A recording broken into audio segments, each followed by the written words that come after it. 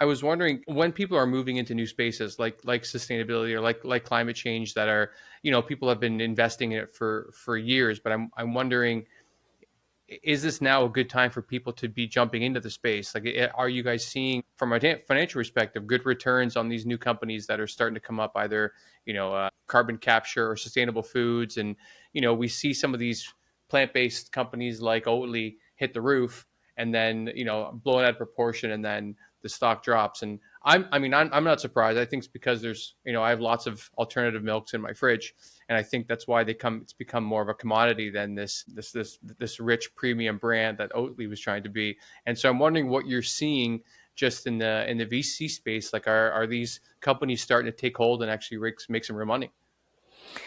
Yeah, I mean, there's such a diversity of outcomes. So both by sector and even within sector, company to company. Anytime Normal. a company is growing, anytime a company grow, essentially anytime a company is growing in sales, someone is making money there. So the question is, are investors like Lever some of the ones that are making money, or is it other folks in the chain?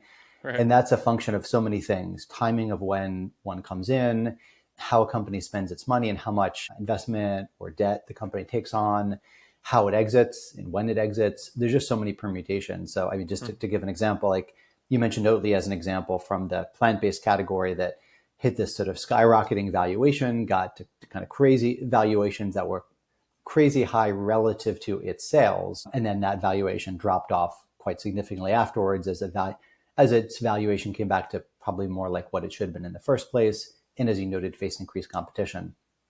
Certainly, the investors who got in a low price and exited a high price did fantastically well. Others that got Right. in a high price and maybe exited or didn't yet at a low price really suffered. It's just so much of that is timing and judgment. And so there's huge variation. I would say for these categories as a whole, like the plant-based alternative protein category as a whole, it grew extremely fast, kind of grew fairly steady pace, outpacing conventional meat or dairy for many years, and then Mhm. hit this pace of really rapid growth starting around 2017. Continued to go really fast for about 3-4 years. And then in the US, plateaued and has actually dropped slightly in the US. It's given back some of its growth.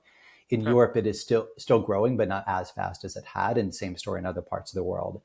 It'll probably return to more historically normal growth rates shortly.